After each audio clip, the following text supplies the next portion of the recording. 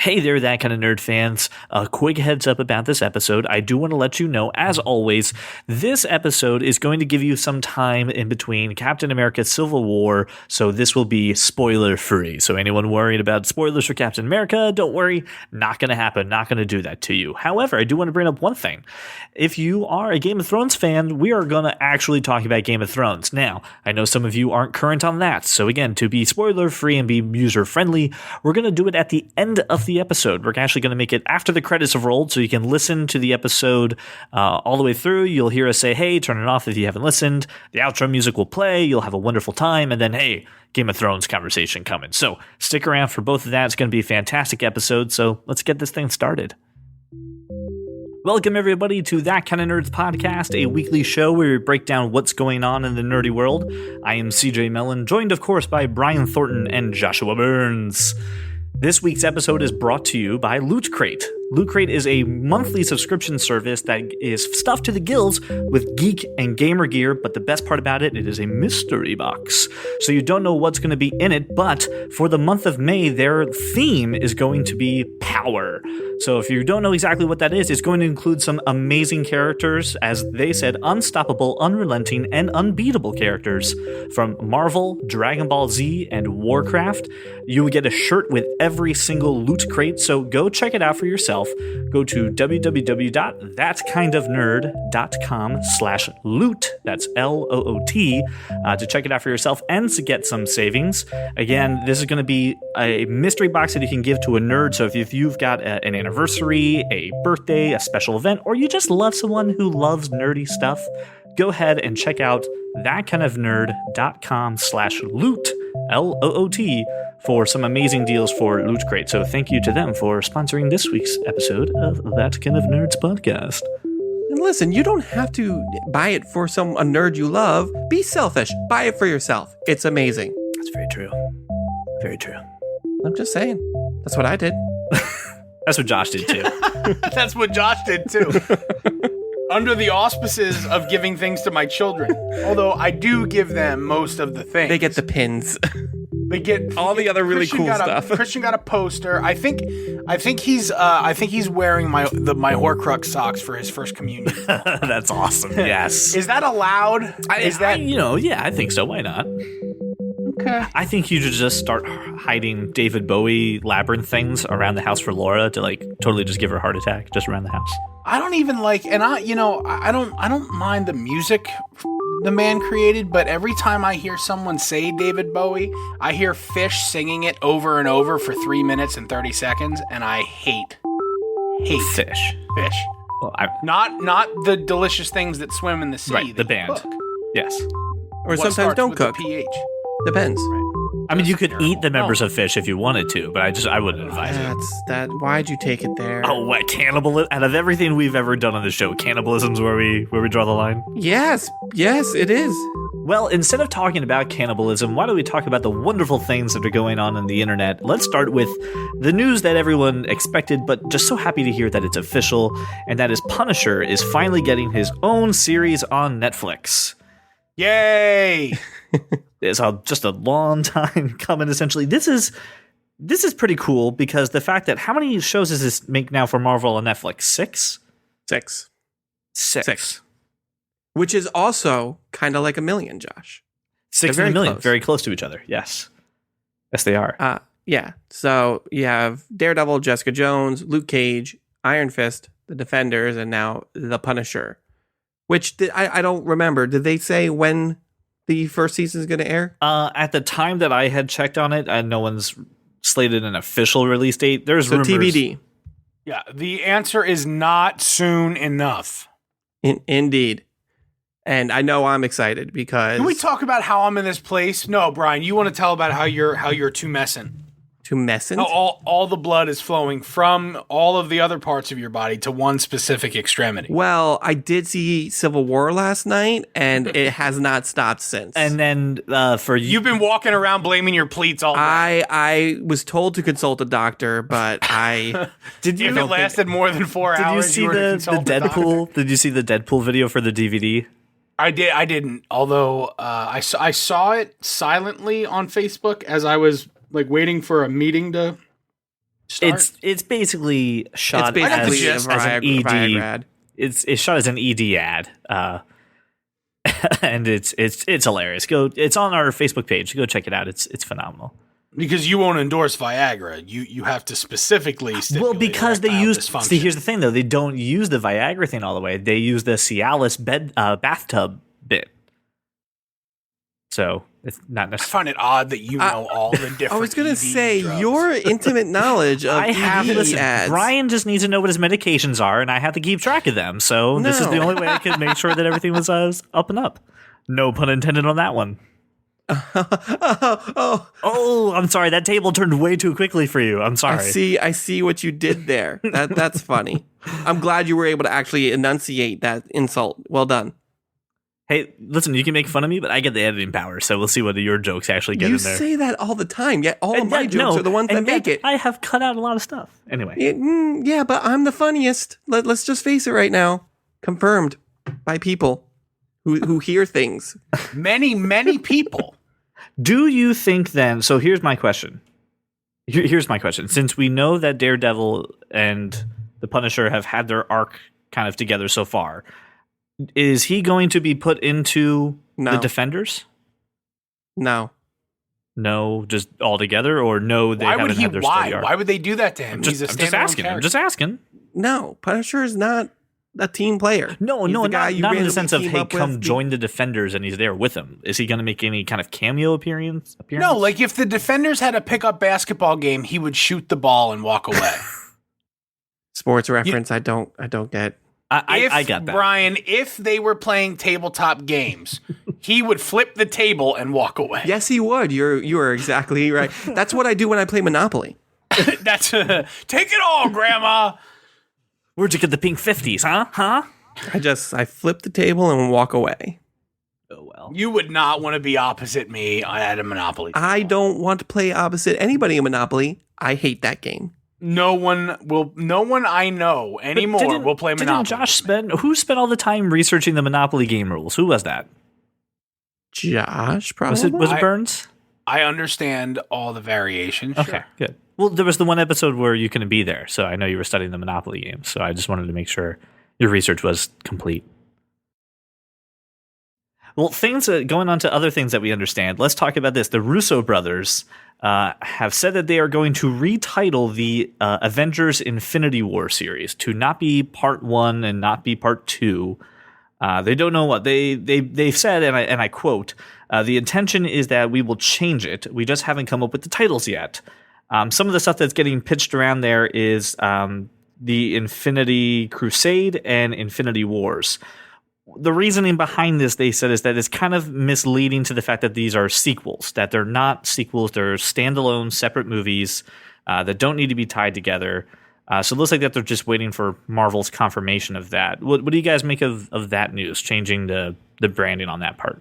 Okay, here's the thing. The Russo brothers are the people who wrote this latest Captain America movie. I don't know.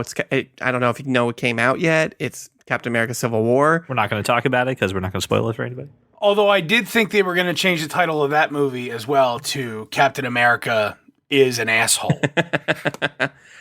Anyway, they wrote that movie. I trust them to do whatever the heck they want with Avengers, Infinity War, Gauntlet, Yep. whatever they want to do. Let them do Yep. it. It's They going to can be do amazing. whatever they want. They can. I don't care what it's rated. Shut up and take my money.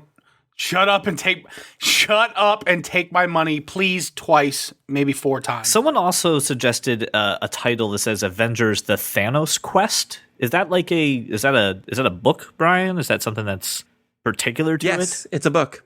Okay, so yes. So in the ongoing saga of the Infinity Saga in general, it starts with Thanos quests. And then there's Infinity Gauntlet, Infinity War, Infinity Crusade, and Infinity Abyss. So, I mean, any one of those titles will work. I don't care. I think there's something more nefarious happening here, and I think that's going to be a serious departure from the Infinity Gem storyline. True. So, Well, without the full cast of characters, yeah, I think you would have to depart from that. what I'm saying is, I think that the story is going to be so radically different that calling it Infinity Wars would probably cause some level of consternation from true believers, and also, I mean, let's think of it this way. When the true believers get assed up, then they affect the John Q. public moviegoer who probably shouldn't be there anyway, but goes because that's who movies are made for. I mean, from a pure story standpoint, if you really want to think about it, Thanos doesn't have the Infinity Gems yet, and Thanos' quest in the comic book was his quest in acquiring those gems to get into the Infinity Gauntlet. So if that first movie is all about him getting the gems together, and then the next movie is all about him tearing shit up with them, it makes sense. Do you have any suggestions for titles that kind of sound closer or look closer to the universe that we're in right now with the MCU? Do you think it's the Infinity title is staying? No, I think the second one should still be named Infinity War or Gauntlet or something. But the first one doesn't necessarily need to be that. The first one could be Avengers. How are Iron Man and Captain America going to be friends again? And Thanos is there. They could call it Dogma for all I care. I just want to see more. Exactly. I mean, really. Okay. Anything anyone wants to? That was like a definitive. All right. A definitive. No, they can call it whatever they want. I don't care what they call it. They can call it Clifford eats his own poop, and I will. Really good. I will watch. Clifford took a dark departure. You know damn well Clifford ate his own poop. He's a big dog. There's no way they're feeding him enough. Not on like a middle class income. Look at where they lived. He's eating his own poop for sustenance. And so the Russo brothers took that as a symbol and like a sign that they should continue nourishing the fans with their own poop. That's so much better than what I was going to say. So yeah. Well, listen, I didn't know how to finish the thought, so it turned into a Clifford story. I'm not even sure why. I've never read or seen any. Clifford went dark, man. That's like the Peanuts episode where Charlie Brown hangs himself after not being able to kick that football at all ever. Was that like a Family Guy thing? No, I'm just making that up. That's a CJ thing because he, is demented. Wow, you are not a good man, Charlie Brown. So we will keep you guys informed as to what goes on with this franchise. As Brian and Josh have said, I mean, they can call it whatever they want to call it. Just shut up and take my money. So we're hoping that the title is going to give us a little hint, though, into what the story arc is going to look like. So we're going to keep you up to date. I don't know if you can say "shut up and take my money," CJ. They have not taken your money for Civil War yet. They have. By not. the time that this is published, like they will have. Did you reserve seats at Tillman? No, I'm going to Carmike. You should have reserved seats. I'm going to an IMAX showing. I'm not seeing this movie in anything but IMAX. That's a mistake. That's okay. It really doesn't add that much. I don't care. Don't care. Spider-Man needs to be. Oh wait, you're seeing the 3D movie? Probably. Ugh. Whatever. So moving on to our next bit of like semi-movie TV news is HBO put out a trailer for a movie called All the Way, starring Bryan Cranston as Lyndon Baines Johnson. That's premiering on May 21st, and it looks amazing. Lyndon who, Johnson? I knew you were gonna... Oh, CJ! I did not know another movie for me was coming out. I'm gonna call him LBJ from now on. Yes, CJ, now I know the middle stands for Bane. That's not the same thing, Bane. It's not the same thing, I'm sorry. I didn't mean to invoke you. You merely adopted the presidency. I was born into it. Molded by it. I didn't know what HBO was until I was just a man. So HBO put out a trailer for a movie about LBJ called All the Way that's going to premiere on May 21st. And it looks amazing. Have you guys... It looks as amazing as a story about LBJ could possibly look. Nobody wants to watch a story about LBJ. He was However,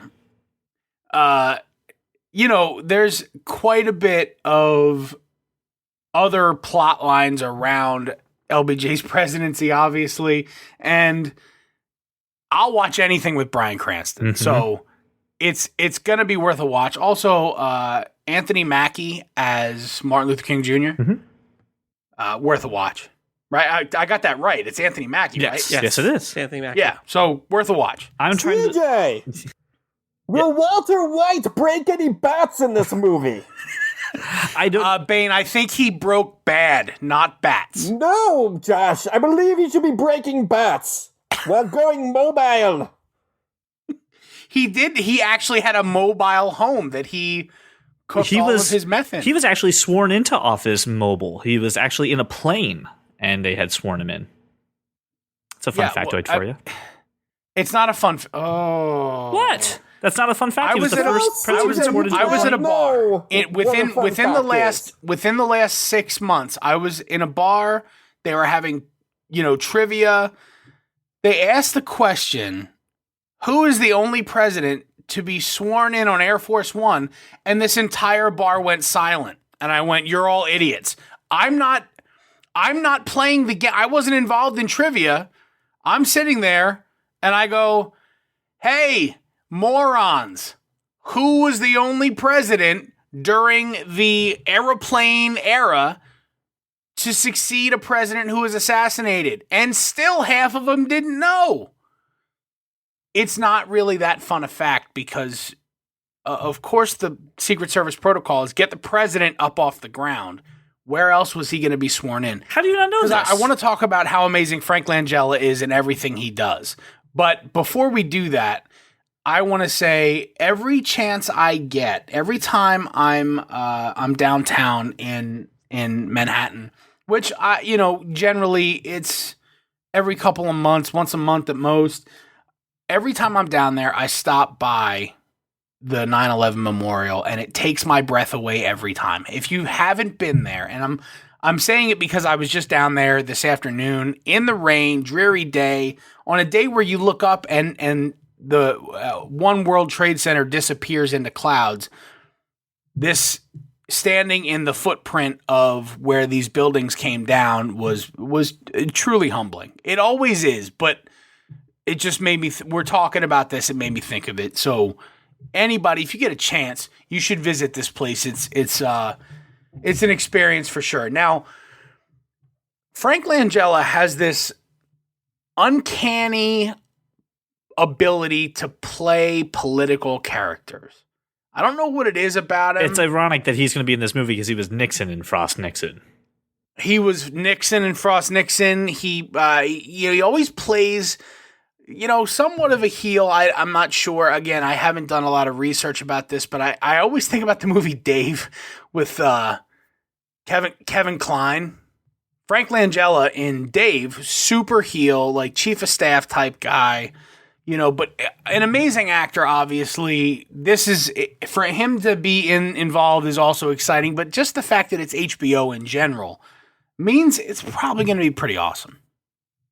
It looks stellar, and just like you said too, I'll watch anything with Bryan Cranston in it. So definitely worth a watch. So tune in HBO May 21st. I'll watch anything with the name Bane in it. May Lyndon 21st. Bain Johnson. A fire is rising, Lyndon. Oh man, are you good, Bane? I'm never good. I'm so depressed. What the hell was that? I can't. I know it's coming. Like I know it's coming every show, and I just I lose my shit. Catches me off guard every single time. Uh-huh. So the next thing I want to bring up is another tool maybe for cord cutters coming down the pipeline, and that is Hulu, which is already on your basic streaming cord cutting philosophy. You need to have it. Is actually looking into doing live TV as part of its cable offerings. They're working with Walt Disney, 20th Century Fox, which are co-owners of Hulu, to reportedly sign some deals to get live television. So they're probably going to serve up ABC, ESPN, Disney Channel, Fox News, FX, some of the major channels that are on other packages like Sling TV and things like that, but now being offered under the Hulu umbrella. So maybe putting Sling TV in a precarious situation and kind of giving cord cutters another alternative to watching live television without having to buy the antenna and the HD home run and things like that. Josh, you're a cord cutter. Do you think it's going to be worth paying more for Hulu to get live television? Do you think that's something that makes a difference to you as a cord cutter? Well, I think that Sling TV comes with a hardware cost, no? No, Sling TV can work on anything. They actually give you. I'm thinking about Sling Box. Oh, Sling Box is different. Sling TV will actually give you a Roku if you don't have the equipment. If you prepay for 3 months, so they'll help you. And also if you're a peasant. Well, I mean, hey, it's free. I mean, if you've got an Xbox, if you got a PlayStation, it automatically does Sling TV.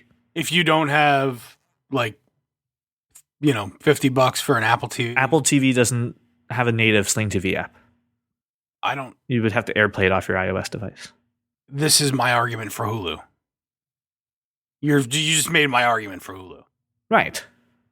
One device to rule them all. Okay, right, okay. One device to find them. One device to bring them all. And in the darkness bind them. Now, Brian, if I understand correctly, you are not a cord cutter, right? You actually have TV service? I do. Okay. Would you still use Hulu if they up the cost natively just to include a cord cutting package, whether you want it or not? How much is Sling TV? Sling TV is the starter package is $20 a month. What's the starter package? It's about 35 channels, including ESPN, Disney Channel, AMC, some of the big ones. You can check out the listing on my cord cutting article. Believe it does food. I'm not 100% sure. I don't have the channel lineup right in front of me. Would you pay extra for that, Brian? No. I don't watch live TV. You don't watch live. So watch no, live what TV. Yeah, my question is if you are an existing Hulu customer, right? And Hulu is $11 a month for the no commercial service. $12 for Hulu Plus. Yes, yeah. and they say, hey, it's now $30 or $40 for this whole Hulu package, which now includes live TV. Is it worth the jump for you if they do something like that? Nope. No. I don't watch live TV. All the shit I watch is pre-recorded. What I'm finding since we've made this move, and Laura is still flipping around to old episodes of Law and Order, late at night, and falls asleep watching Law and Order. I don't know how you can do that without having nightmares, but whatever. So I think that what I've found is that everything I need, I can access either through subscriptions that I have or through some sort of bartering agreement with someone I know. Right. So, I mean, if I have Hulu Plus and they don't, or, I pay for HBO Now and they don't, they can use my HBO Now login and I can use their XXX whatever subscriber login for a cable or satellite sort of subscription thing. I just don't. I'm not sure it's worth an additional $28 to $30 if that is the price, and probably if that's kind of the, if that's kind of what the industry is setting the standard at, then. So whatever. Looking at the best of live TV package on Sling TV, which is the $20 one, it does include the Food Network, by the way.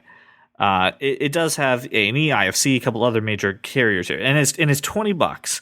The proposed plan for Hulu is going to be $40 a month. Again, allegedly $40 a month for typical Hulu, plus live TV through some of the channels that are basically partner owners of Hulu themselves.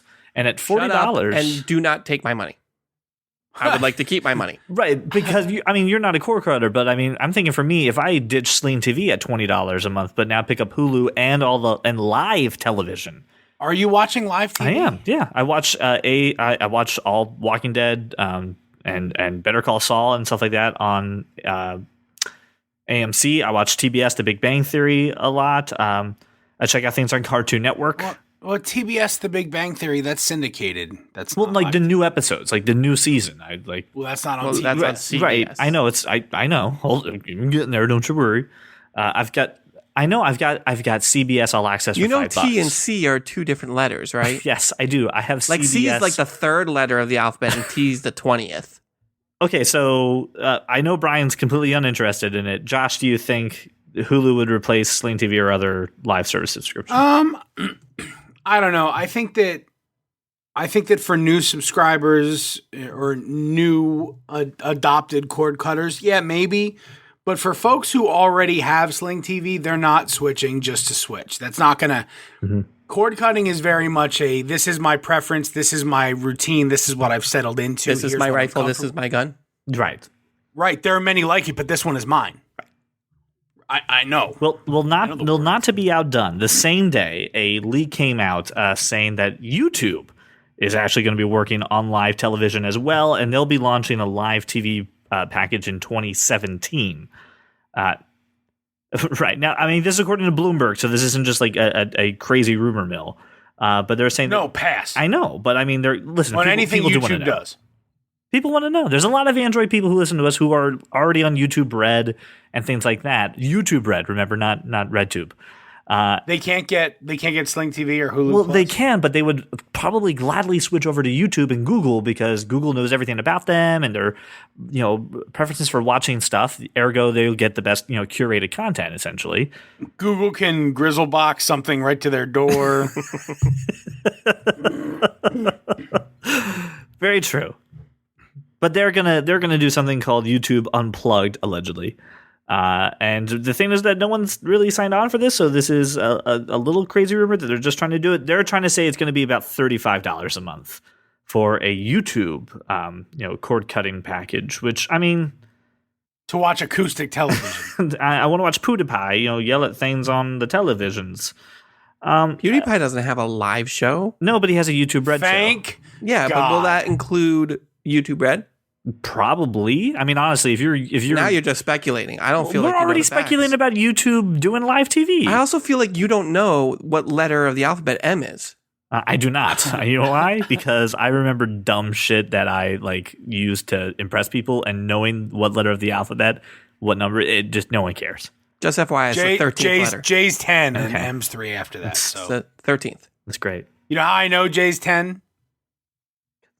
It's one of my initials. There you go. You should probably know the initials and where they stand in the. No, I don't really. I don't care. It's a little whatever. I just go through life and let it just go. I don't get bogged down with where I am in positions and numbers.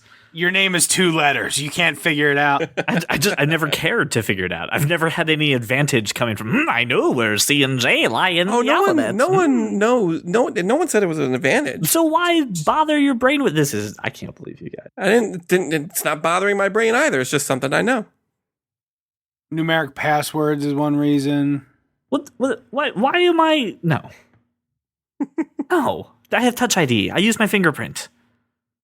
Okay. Let the world do that. Plebeian. Not if you reboot your phone, you don't. He so wants to move on, in the worst way. You have no idea. It's really funny. And some listener would like to too. So let's get on to the next part, which I don't know. I don't know who's going to be excited about this at all. Maybe just me. Entertainment Weekly published a concept video. Just you. Just me. Just you. Of the new Power Ranger armor for the Power Rangers reboot. I'm actually excited for that. Okay. I mean, as soon as I heard Entertainment Weekly, I was out. Well, Elizabeth Banks, they showed off her costume as Rita Repulsa, and now we have the armor for the actual Rangers. Did they scoop Teen Beat on that, or was it it was like a shared article? Does Teen Beat actually exist anymore? I don't know, CJ. You'd have to tell me. Between that and your Us Weekly subscription, I'm not sure. I don't have an Us Weekly time subscription. To do a podcast. This. Yeah, I found Josh, this because it's Jason People David Frank Magazine. shared it on Facebook. Whatever you say, Tiger Beat. Whatever you say. Brian, you've seen this armor. It kind of reminds me a little bit of like a knockoff Iron Man. What do you think of these costumes? I think they look like the Power Rangers. I wasn't overly impressed. Listen, I'm excited for a new Power Rangers movie, but I'm not going to be excited until I see a trailer. These leaks of photos do nothing for me. As a side note, Teen Beat went out of circulation in 2007. I'm old, CJ. I don't know what you That's want me okay. to tell you. It ran from 1967 to 2007. All right, well, research Tiger Beat. 1967. I dropped that one on Holy YouTube. crap. Yeah, I know, right?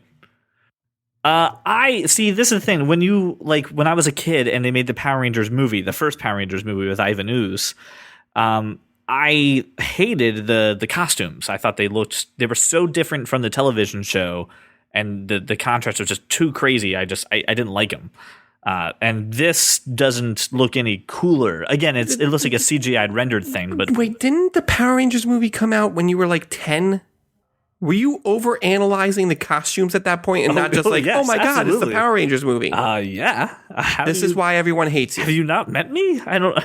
Everyone doesn't hate him. It's just most people. Everybody hates Chris, and I'm CJ. It's a difference.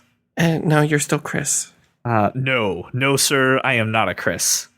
1995 is when the Mighty Morphin Power Rangers movie. 95. So He's only Chris when he wears his jeans back. 95. So you were 7? You cannot tell me at the age of 7 or 8, possibly, that you gave a shit about the costumes. You may watch it now, Maybe now. and say... I didn't say when I was a kid. Did I say when I was a kid? You said when you first saw that Power Rangers movie, you were very unimpressed with the costumes. You were 7. No. What I said, the contrast was too crazy, and I didn't like it that way. They were very different from the television show. You That's were something I could have 7. noticed as a kid, especially at 7. No. Yes, I'm Mr. Continuity. Yes, I may No have one noticed believes that. you. No one believes you, CJ. Anyway, Brian. No one has ever called you Mr. Continuity either. Yeah, okay. I feel like that's a title you tried to adopt yourself, thinking it was cool, but it's not. No, I just kind of said it right now just to be off the cuff. Why the hate today? So much hate. There's no hate. Just calling you out on your bullshit. I'm not a fan of the Power Rangers uniforms in any way. I've never seen an episode. I've seen them and I thought this looks stupid. Will you take your kids to see the Power Rangers movie? No, I'm not subscribing or in any way endorsing my children in watching the Power Rangers. Why do they wear like the motorcycle outfits and they don't have like, pocket rockets? Where are their bikes? They have Zords, so they don't. And actually, they did have bikes and cars in one Power Rangers. I have a Zord. It's formidable. But we're not talking about that right now. We're talking about why they don't ride pocket They rockets. did but they're wearing pocket rocket outfits. They did in a couple series, but the I don't remember which one it was. But Power Rangers Turbo, they drove a bunch of cars and they wore those ridiculous costumes. Well, I'll thank you not to talk about my Zord anymore. Brian, will you go? So far from what you've seen, are you on board for this movie? I am on board for a Power Rangers movie in general. Just waiting for a trailer. I just make my hope final I hope decision. they pull some of the original people and just cameo. Okay, listen, I haven't watched the TV show Power Rangers since I was a kid. I will give this movie a chance after I see a trailer. We'll see. I have no burning desire for it right now. I want it to be amazing, and I can't wait to see it. And I'll see it even if it's a pile of crap. Are you going to be okay if the costumes are a little like muted during that one scene where they're fighting Rita? Or, I mean, are you going to be? Would you rather they just sit around in a coffee shop for 2 hours and talk about their feelings? Moving on, CJ. Yeah, let's move on to this. Tron could become a reality. In a way. Nope. There is a game coming out called Project Arena, and it is made for the Oculus Rift and the HTC Hive, where it is kind of like the Tron Battle or air hockey, as I initially saw it, until Brian said, hey, it kind of looks like Tron. Oh, thanks for giving me credit after you've already stolen my reference. You're welcome. Whatever. Which looks actually really freaking cool. Brian, did you see the video? Or Josh, did you see the video? Well, the premise of the game is this. You have a shield, essentially, and you throw it at your opponent. It bounces around off the walls. If it hits them, you're awarded points and you generate a new shield. If not, it flies back to you. And you basically have to choose whether you get to attack or defend with this one shield, and you just try to kill the other person at the other end. Again, it's all using VR, so it looks really freaking cool. And if they put this in any... I don't know. I would say arcades, but no arcades are around anymore. Dave and Buster's? Dave and Buster's or something. That would be fantastic. I would spend hours and hours playing this game. It looks so What do they do cool. to earn the shield? You start off with one, and then, you have to... You just have a Yeah. shield. It's not like somebody makes you a shield and you have to earn it. And if you somehow don't, like if you do some things that probably that just make you a bad person, you have to give up your shield. It's not like the Knight's Tale. No, it's I'm just asking. it's not that interactive. You just start off with, hey, throw things at the other person. I think we should just have a thing where you throw things at other people. Oh, we do. It's called dodgeball. What's wrong with dodgeball? Why can't we have dodgeball? Does everything have to be virtual reality? I just think it's the future of that. I would love to see dodgeball in a Dave and Buster's, but it's never going to happen. Well, not at Dave and Buster's. You have to go to a dodgeball. Well, then I gotta you find go a to a dodgeball gym. place. I could just do this at home and still exert myself. You could do the thing at home, throwing shields at other people. If you have an Oculus Rift or an HTC Hive, yes. You can do it in the comfort of your own home. Doesn't require a big arena. You could do it in a very small room. You just throw these shields. It's basically like Tron. I don't think you can do it in a very small room. I have a Kinect, and I've knocked over many vases. But there's a difference between many vases. How many vases do you have? They just keep being replaced. Do the cats knock over the vases?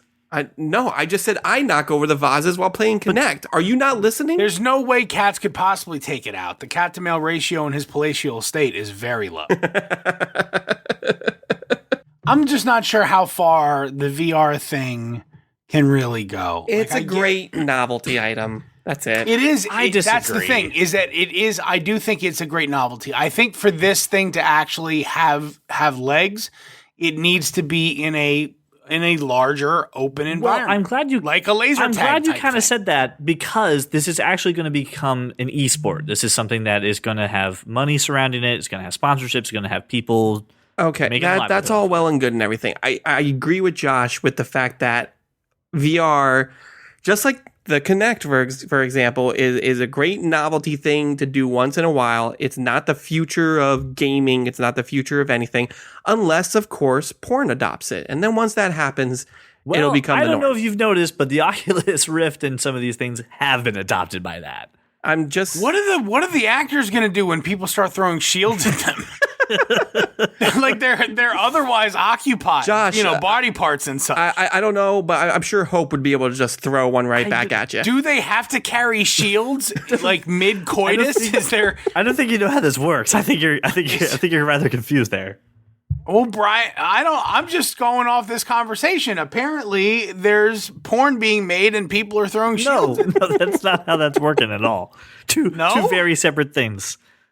I know, but you take the one of the separate things and you put it inside the other one, and that's porn. That's not how. I'm saying that people are throwing shields at people doing the things with the separate things. My point was, VHS, Blu-ray, all adopted by that industry.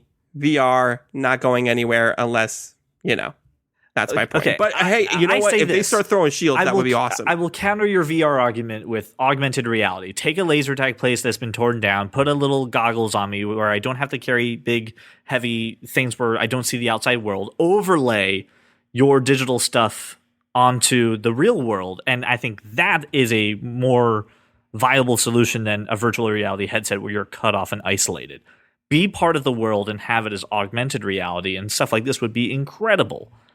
But that's not what you're talking about. It's a stepping something stone. You can't just jump completely right. different. We didn't just say, "Hey, we made a car. By the way, we're going to this. We're going to the moon." We're like, Actually, what? I What think the in hell? 1939, Henry Ford said, "Hey, let's make a car." Right, and then it took a while. Then we actually made one. Just like it took us a while to get from airplanes to the moon. It took some time, but we got there. Was it? It wasn't 1939. I don't know. I made up a year, dude. I have Now no I've got idea. now I've got to look it All right. up. Now, first of all, you're making extreme leaps between airplanes and space flight. That's No, you're two asking. different things. You're asking from going from an isolated situation to everything in the world has to be compatible with augmented reality. That is from the Wright brothers to the moon. You don't hold on. You don't think that virtual reality feeds into augmented reality? You don't think those two connect at all? You think they're I two think that separate virtual beasts? reality is basically the same thing as augmented reality. I disagree with you. I mean, look, I'm sure there's a market. I'm just not I don't see the point. I agree with Josh. I disagree. I think you put this into, just like Brian said, you put this into a Dave and Buster's and make people do this with each other. This will be a hit. This will make money hand over fist that way. I'm gonna quote our good friend Alex Andrew Almanza and say that I can make friends in real life. Well, Brian, I can't. I was just saying, Brian have an can, and issue this with would that. probably help him out.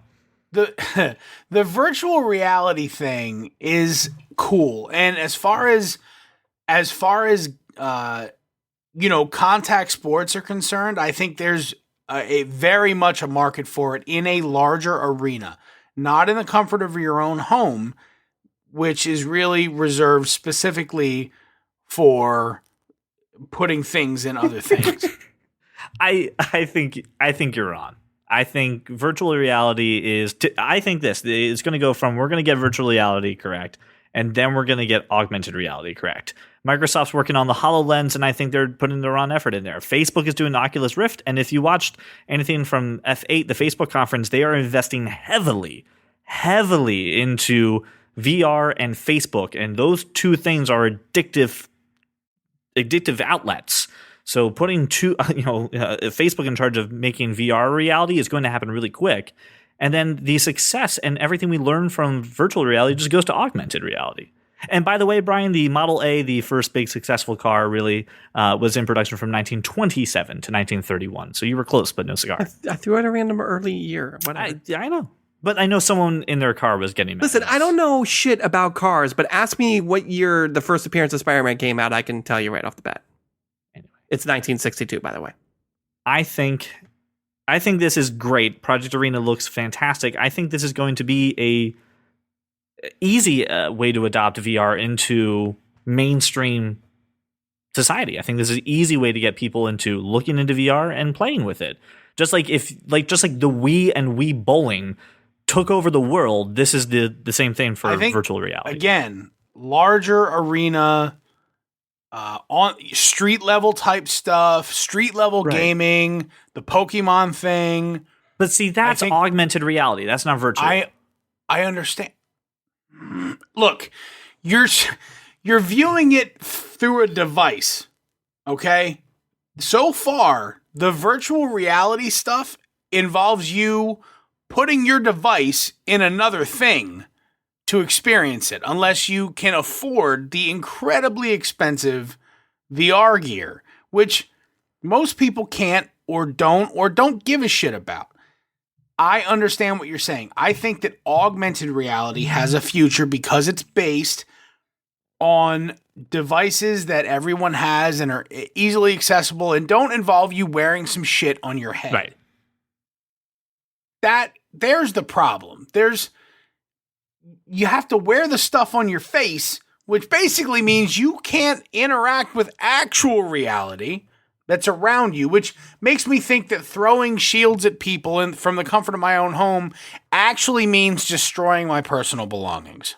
You would break many vases. That's what I'm saying. Well, only if I was in your palatial estate. It's the only place I know that has so many vases. Oh, so many vases and so few cats, CJ.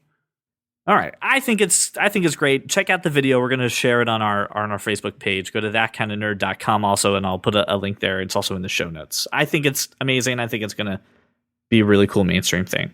Here was something that I think is just bizarre, and I can't believe that people are actually plopping down money for this. There's a device called the Pavlok, and it looks like a Fitbit. It can help you with, quitting bad habits like smoking or unhealthy eating, nail biting, sleeping in. It's also an alarm clock. But the catch to this, its hook is that it actually it shocks you. It will electrocute you if you do the action that you basically don't want it to do. And the thing is, you have to kind of self-induce the shock unless you're doing it with sleep. So people are voluntarily shocking themselves? Yes.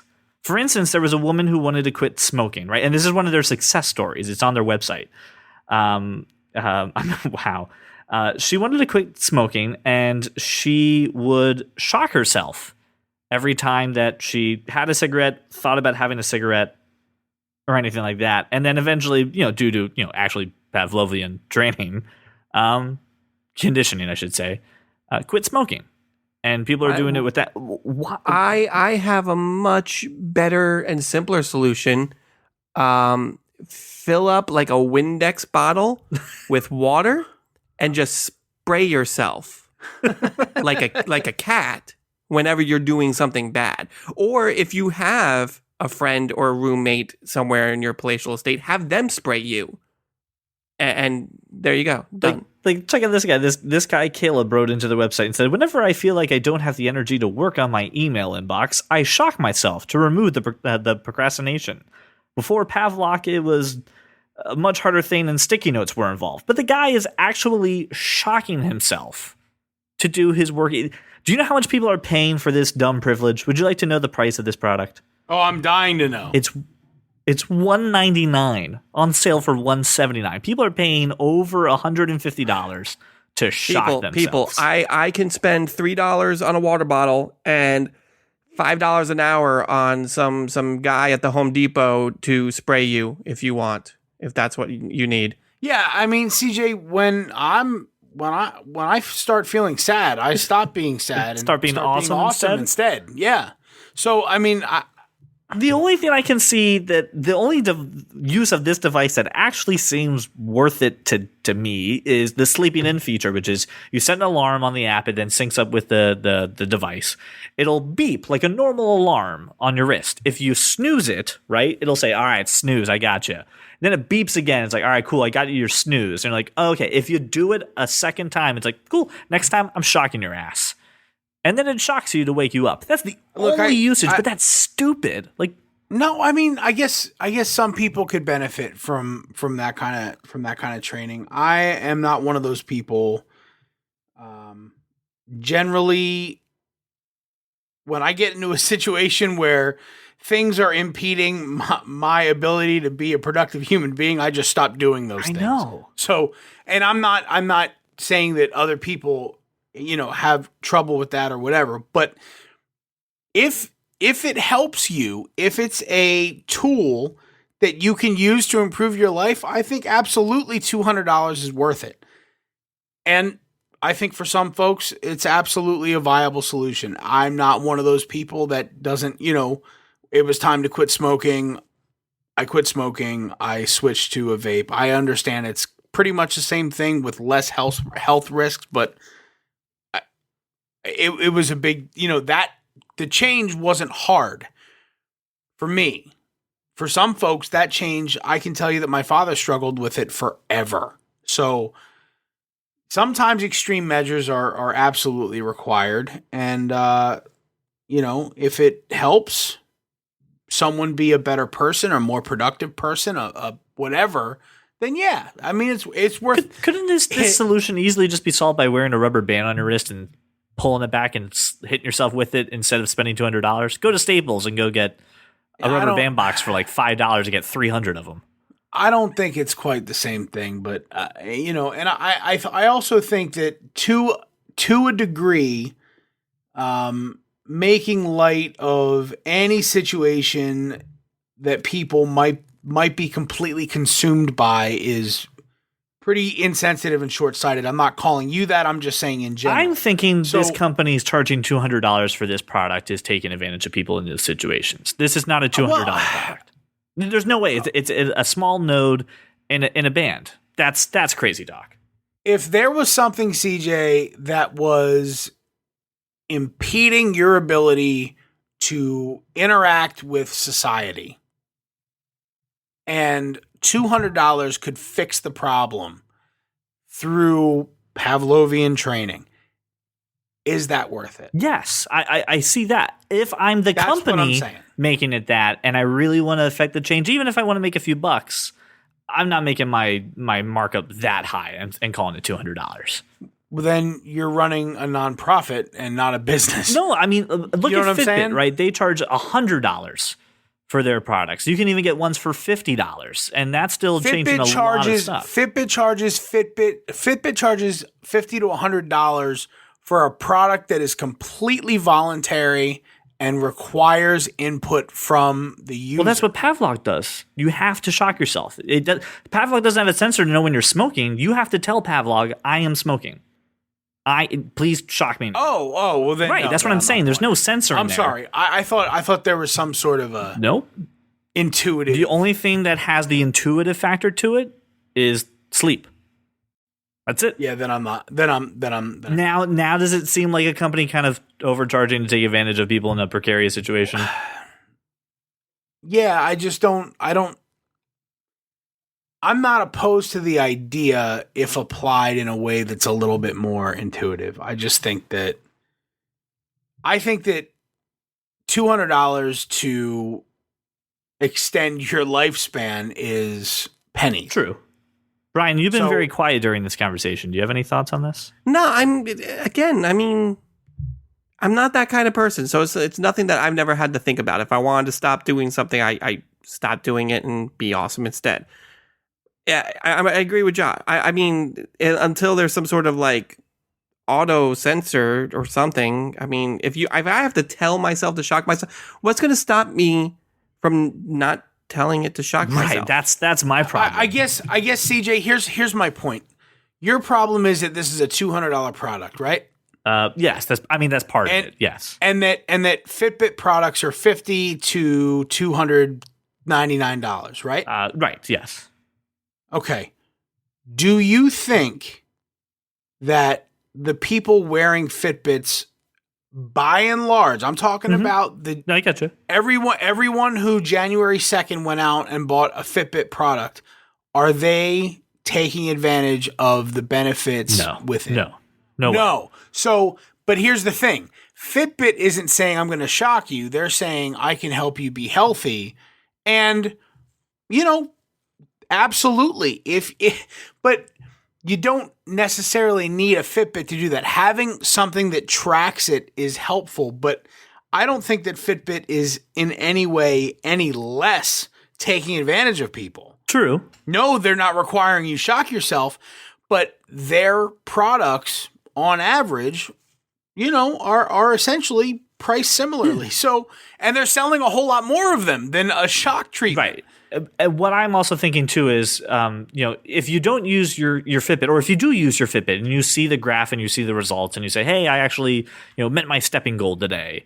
You kind of have a more positive influence on it than actually forcing yourself to shock yourself. I feel like here's what would happen if I ever got one of these devices and I said, I really want to stop messing around on the internet. So when I'm doing something stupid on the internet, I'll use my Pavlok and be good to go. This second I shock myself, fuck that shit. That's off my wrist and it's gone. And it's gone. And a white mouse in a box, once he or she finds the positive reinforcement, will continue finding the positive reinforcement, not the shock.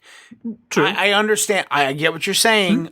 I just think that to indict a company for taking advantage of people, I mean, so maybe that claim's harsh, but it is a bit That claim's harsh. because if a product is marketable, people will buy it. I mean, true.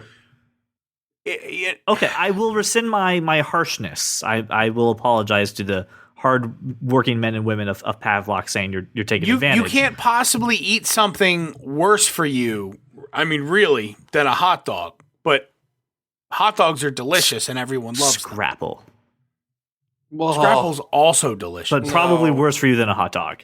I'm not sure it is worse for you than a hot dog, but either way, these products are marketable and everyone loves them. Very true. So I'm not sure this is that far off. If you require and have the discipline for this type of aversion therapy, then I absolutely think it's worth $200. If nothing else has worked and you shocking yourself is the only way for you to break a terrible habit, I think you should absolutely invest in that if you have the fortitude to actually shock yourself. Yeah. Touché. And if that's the case, then great. If not, then no, it's not a product that I think should be marketed, broad scale. But, I'm also not Mark Cuban on the Shark Tank giving people money for stuff. Well, you know what, Josh? I will say you changed my perspective on that matter then, so I feel better for that. It's not the first time and it won't be the last. All right. So listen, if it's something that's interesting to you, do you think you can change your life for the better for it, check out Pavlok and try it out for yourself. They do have referral programs too, so you can earn some money back off your general product. So Pavlok, it's an interesting thing. I thought it was worth bringing up. Maybe before researching a product that will cause you physical pain and probably scar you emotionally. Should probably check it with a physician. Maybe, yeah, or just look into the benefits offered to you by your workplace or your healthcare. And there's very often some great incentives to do things that are healthier. So maybe before you decide to shock yourself, look into what you might gain just by doing it organically and do that. But CJ, I think the topic is a great one, and one where we are seeing so many products on the market that are not necessarily aversion therapy, but certainly in the vein of stopping bad things and starting better things. This is an extreme version of that, but one that may carry merit for some folks. I would probably do it once and then find the person that created it, strap it on their nether parts, and shock them. You are all about the nether regions today.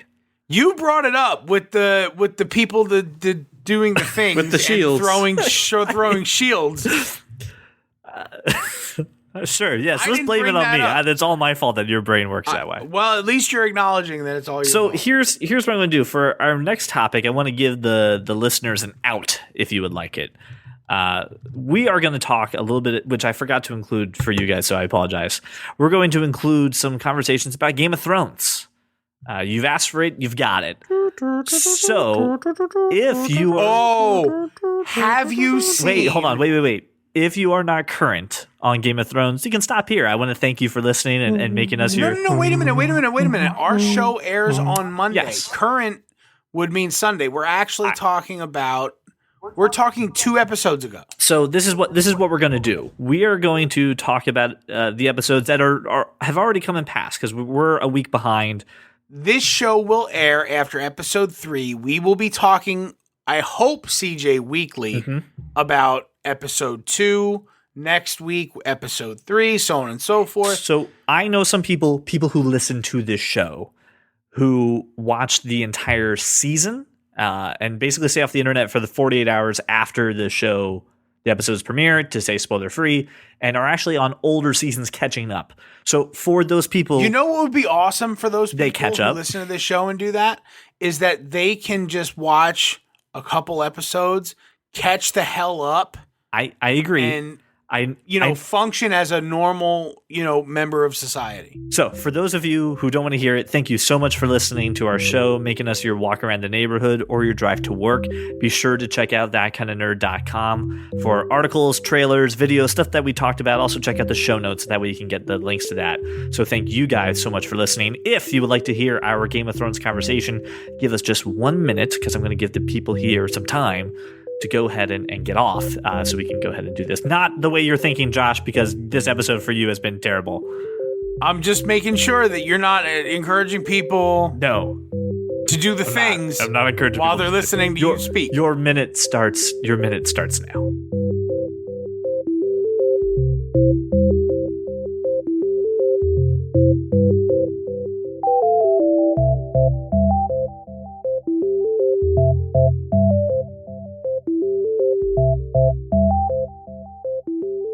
Okay, so you've lasted the minute.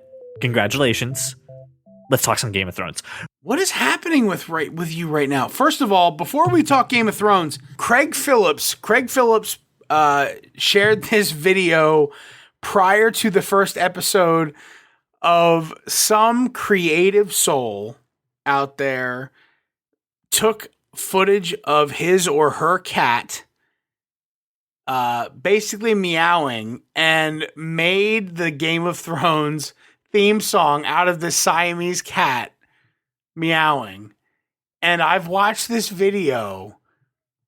Craig shared it on Facebook, and I watched it. My immediate comment was, I watched this video in its entirety.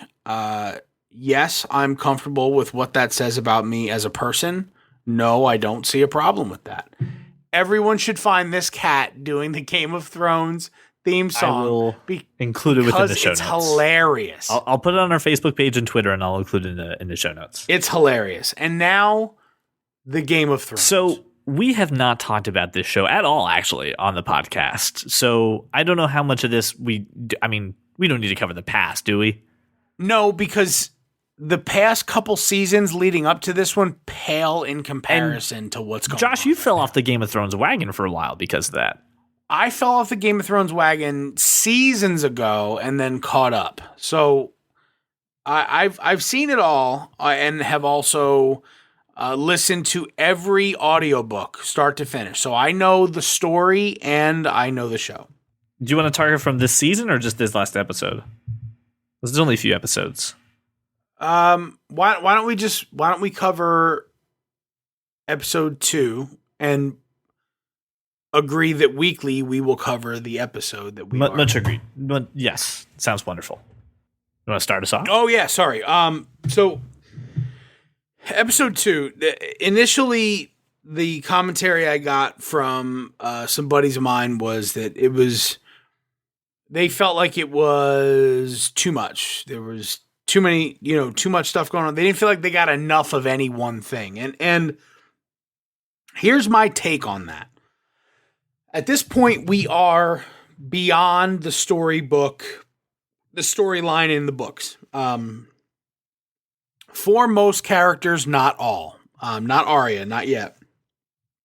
But what is interesting, very interesting to me, is that although we're beyond the story from the books in most cases, now more than ever, the showrunners are clinging to the book style storytelling in that if you read these books or listened to the audiobooks like I did, you got your character for one chapter and then not again for several chapters. And in very much that same tone, this show, this season, especially in episode 2, you get your character once and then probably not again. That's going to be it. And there's a lot of story building happening, and it's happening in many different places in the Seven Kingdoms in Westeros. So you have, Arya and Braavos, and you have the Greyjoys and Pike, and you have, the Lannisters in King's Landing and the Wall and beyond the Wall with Bran and the Three-Eyed Crow and Mira Reed. There's a lot of stories happening, and all I can say to this point is they are doing a phenomenal job, a great job this season, really tying back to some of the core storylines and some of the they're feeding into a lot of the fan theory as well, which is very, I think, masterfully done. And also, for any of you who may not fully get what's happening in the show, or maybe you caught on a little bit late, the short show called After the Thrones that airs on HBO just after Game of Thrones has a couple of these nerds that do a fantastic job really tying the story together, adding context for you. So I'm surprised they haven't done that before. I mean, that's so needed for this show. Well, it absolutely is needed, but prior to this, they didn't. There's never been an episode that was really told like the book until this season. So you only see your favorite character, or you only see the characters really for one segment of the show, and then it moves on, and you don't know what's going on or why. Having the context is good. I will say that thus far this season, Peter Dinklage, as always, is really fantastic. Does a great job acting, but the scene he had with the dragons was one of my favorite scenes in this series. He had two great moments, and the first one was just a quote that I want on a T-shirt, which is what is it? I think deep thoughts and I drink, or I know. What was it? No. I drink and I know things. Laura turned to me and said, "Did you write that line?" It seems like a Josh Burns. I drink and I know things. That is me. And look, I've always identified with Tyrion Lannister in he is the biggest man in the room, and that is a pun, because he is always in control of the politics of the room. He knows what's going on. And even when he's in a bad situation, his intellect is going to get him out of it more often than not. Tyrion never fails to disappoint. The part where he's saying that dragons are more intelligent even than man, and I'm gonna go talk to dragons. Like, what a fucking, like, no one else would have thought of that plan. The thing is, who is brave enough to do that? Right. And Tyrion, he does it, and then he finishes. And he says, "If I ever have another idea like that, punch me in the face." And So the good. whole time, and the dynamic between Varys and Tyrion has always been very, very well done, Solid. by HBO. But the admiration that I think that we saw from Varys at the end of that scene was, I mean, he was speechless, and Varys is never speechless. Yep. So this was, I was floored by this episode. I thought that HBO and the folks that made the show showed incredible restraint with the Ramsay Bolton scene. That could have gone very poorly. Yes. And HBO has been under fire, taking some serious criticism regarding the brutality of some scenes, specifically the ones involving Ramsay Bolton. They managed to, Brian, it reminds me of the conversation we had about The Killing Joke, where they managed to harness all of the shock and the despicable nature of the character without showing you the gore. And that's better TV. Yes, I absolutely agree with you. And They don't call him the best color man in the business for nothing, folks. You have more thoughts, Brian? I'm dying. On this episode? well, Yes. yeah. I'm not as well versed in Game of Thrones as probably either of you. I highly enjoy this season so far. I'm highly enjoying this episode. I highly enjoyed this episode, mostly because, again, that I love Tyrion as a character. I think he's always fantastic and great to listen to, and all of that stuff. Everything that you just said, Josh, is right on point. The Ramsay stuff, I can agree with you there too, just because I mean, you're not supposed to like Ramsay, obviously. But I think he's going to be a huge part going forward, especially for Sansa. I think Sansa's going to come back in a huge way and exact some revenge, which I really hope happens. That's just me. When she was in, what do they call it? Do they call it the Sky Castle? Oh, when she was the Eyrie? Yes. And she put on that black dress and she came down the steps and you're like, yeah, fucking Sansa's in the game again. And there was a meme about it. And you're like, yeah, way to go, Sansa, you're back. And then, plummeted back off the game. And now she's back in. She's this on again, off again character. I agree with you, Brian. I really hope this time it stays this way because she's incredibly strong and I can't wait to see her. Go ahead. Go ahead, CJ. No, please. I was going to say the thing that I was really entranced with this episode, what grabbed my attention the most was just watching the Red Woman's destruction of her faith and watching her just crumble under what happened with Stannis, and then try to say, all right, well, I'll try to revive Jon. I'll try my best, but I don't even know if there is a God anymore. That was what was gripping me the most because she always had strength and power in the Lord of Light. She was believed in it. She said she's seen some amazing things with Lord of Light. We've seen some. Watching that was shocking to me. I thought it was a great character. So she references Thoros of Myr, who, if you remember, I don't know if it was last season before, you see the sort of the band of, I can't remember their official title. It's called Rogues. Right, but you have Thoros of Myr and Beric Dondarrion leading this group of vigilantes, as far as we know, in the forest where, the Hound and Arya run into them, and Thoros of Myr has brought Beric Dondarrion back from the dead, I think 7 times. She references that. She references knowing that this man has done, the priest that did it lost his faith. She references Thoros of Myr. Right. Great. I don't think that Melisandre had anything. This is total fan theory, so it has nothing to do with the show. I believe that Jon Snow's spirit was temporarily transferred to Ghost. Yes. And that the key is with Ghost. The key is in the direwolf. And I say that because of Bran's talent as both a skin changer and a green seer. It's not just that, it's that people of the North have that, but more importantly, there were a couple things at play here, and again, fan theory from me.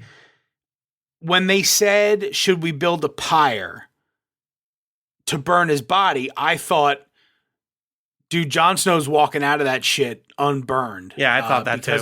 The dragon, right, yeah. Right, because of the Rhaegar Targaryen and the Lyanna Stark connection. But the reaction from Wolf while they were banging down the door, and you're counting down the blows to this door and going, the wildlings are coming any minute. Mm-hmm. They're coming. It's going to happen. There's no way. They're breaking down that door. There's no way that Davos and the rest of them are dying in this room. It's going to happen. And also, probably don't shoot arrows at a giant. That's just a good life lesson. Right? And also, Tormund Giantsbane had a great scene there. And we're going to see more from him as well, I believe. But Jon Snow, I think I've said this since, many seasons ago, having already, experienced all the books, I believe at the end of this series, and again, I will just put my own theory out there. I think that Jon Snow ends up on the Iron Throne and probably with, if not married to, Daenerys Targaryen. Yeah. Because the Targaryens do that kind of thing, and that's what happens. But look, I think there's so much to reveal for the rest of this season that we don't get a show that's as action-packed as Game of Thrones in any two shows that we watch. And Daredevil is action-packed. And this, from a pure storyline, there are so many characters with such deep stories. I think there's so much to enjoy. So let's talk a little bit about one thing. What is dead may never die. The storyline going on right now in that area is so strong, and we saw this mysterious man pop up on a bridge and, cause some shit and kill off another fantastic character. Fantastic? Do you want the backstory? Yeah. Yes. Balon Greyjoy is essentially to his people a king. Yep. And to his family, certainly a king, and he's ruled the Iron Islands forever. So the guy that showed up is Balon's brother, Euron Greyjoy. Euron was exiled in the book, basically for sleeping with his brother's wife. And because I don't think they covered this in the show. They didn't. The reason that Balon exiled him versus killing him, which is the penalty on Pike on the Iron Islands, the penalty for that is death. But Balon wouldn't subscribe to kinslaying, which, as we all know, is very much a thing in the Seven Kingdoms. And Balon's not doing it. So he exiled Euron, who took to his ship, and to keep his crew from spilling his secrets, he cut out all their tongues, which is why the ship is called the Silence. Not Silence Will Fall, but the Silence. Brian, I'm so sorry if I'm losing. You're not. I'm just taking it all in. This is one of those stories that I completely I dove into. And I did a lot of the external research and fan theory type stuff, and I read the storyline. Well, Brian, then since you're not, the true believer essentially of Game of Thrones in a way, you like it, but you're not diving deep into it. Did you think Jon Snow was dead and gone for, or did you just know? No, I totally thought he was dead. I was not expecting that. Really, you weren't expecting him to come back. So, what was your reaction when he came back? I mean, like 10 minutes before it happened, I saw it coming. But like going into this season, I thought he was dead. I mean, I've always liked John. I mean, so I was happy when it happened, and I'm very interested to see where the story goes from this point, because he's no longer bound by the wall. He's no longer has to be the Night's Watch. Night's Watch. Well, now. No, I think Brian's got you on that. Because no, you're right. You're right. He's not. However, at his core, he has completely adopted Ned Stark's sense of duty. So I don't know, Brian. I get what you're saying, and he absolutely at this point, they've given him the plot device to be able to shed that vow and go conquer Winterfell. But at his core, Jon Snow is an honorable man, and because of that, I think that the first people to die are Alistair Thorne and those. Either that or Jon Snow somehow turns a new leaf. I don't see it, but I mean, I think you're right at the point where, okay, those people who killed him at the wall absolutely will get what's coming to them. But I think the moment Sansa, because she's headed to the wall, I think the moment Sansa gets there and says, Jon, I need your help. We need to retake the North. Jon's going to be like, okay. Peace out, because he's also got a sense of duty to that family. You said he's got a sense of duty to the Starks and to the North, and he's gonna be a huge part in Sansa, hopefully. Now, I agree with you, and because of the way the story's played out, here's what I see happening, and I will likely be completely wrong. But what I see happening is Jon Snow takes up the mantle as the Warden of the North because they've just gone completely pear-shaped. Just everything's wrong. Right. The problem with Sansa is that she's sort of the classic middle child in that she has all of these insecurity issues which stop her from ever really realizing her potential. So I'm not sure she ever will. But Jon, I believe, will name Sir Davos Seaworth the Lord Commander of the Night's Watch. He's got no allegiance anymore. His king is dead, and he swore his life to protect Stannis Baratheon and to serve him and to counsel him. He and Davos has lost his son, so on and so forth. He's really got no more allegiance to his life. I believe he takes over as the Lord Commander, and the men naturally follow him. And Jon then has the freedom to go do what he will do. But Jon will not abandon the wall without leaving it in responsible hands, and I think Davos Seaworth does that. True. Much agreed. I think your perspective is right on that. I want to touch one final thing, and then we'll pick up the conversation on Game of Thrones for next week, unless someone has anything else they want to add. I was curious if anyone picked up on it, because I didn't until Imager pointed it out. There was a moment when Bran was back in time looking at Ned as a child, and it was teaching. It was also calling back to Jon when he got to the wall, teaching everyone to fight, where he says, "Keep your shield up, or I'll ring your head like a bell." That's Ned, right? The first time we heard it though was with Jon Snow. Right. And then he goes back to Ned. I didn't catch it until days later. I thought it was so touching. Who do you think taught him to fight? Right, it was Jon. It was Ned. I loved how touching it was that he still, just like Brian says, he has such an allegiance and such a love and respect for Stark family and Ned that he will perpetuate that there. And to me, that called into the nobility of Ned Stark in the sense that Jon, just like you said, I think he has a claim to the royal heir for that, and he's kingly in that moment.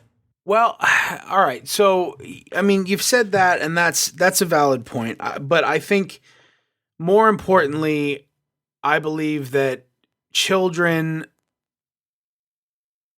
they quote what they learn from their parents, and that's how then they teach. And we see that, CJ, throughout this entire series. We see it in Jaime Lannister and Tyrion. We certainly see it in Cersei.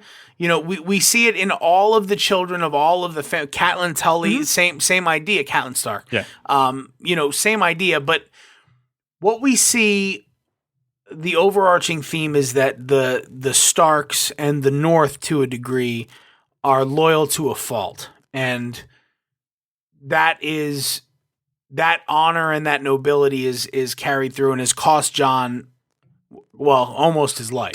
Did you catch it when it happened? Yeah. I mean, it was missed it.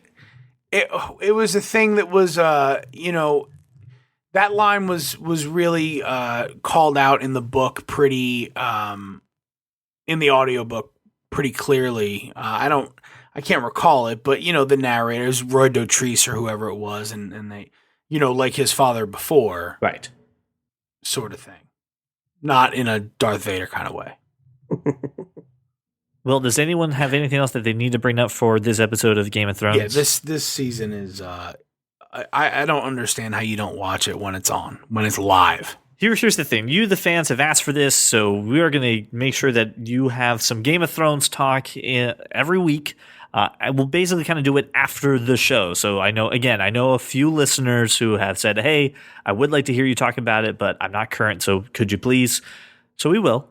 You're not going to have to worry about it on Monday, folks. I mean, basically, when you listen to our show on a Monday, we are talking about the show from 8 days ago. So you're good. And I know CJ especially, but also I would love to hear your theories on the show, and maybe you guys can help Brian, connect with it a little more. He's super standoffish about it. So, easy ways to do that. Please get at us at Twitter at That Kind of Nerd, Facebook at facebook.com/thatkindofnerd. Also, you can email us at got@thatkindofnerd.com, so you can send your Game of Thrones stuff directly to that. And listen, our private Twitter handles are also in the show notes, so if you want to reach out to us directly that way, you can also get to us immediately on Twitter. CJ won't send you any pics of his private Twitter handle. I missed the joke because my headphones came out. What did you say? No, just save it for when he edits. Just let him hear it when he edits it. You bastard. All right. Well, guys who stayed around for Game of Thrones, thank you so much for listening to us. It means the world to us, and we'll be taking you out for this episode with a wonderful cat singing the Game of Thrones theme song.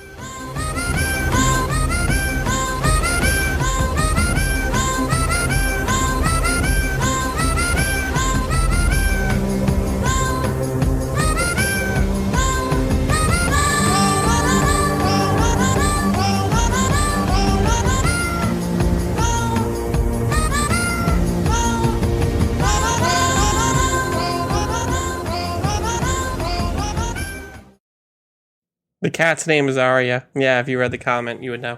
Everyone should assume that anything I say on this show is complete hyperbole.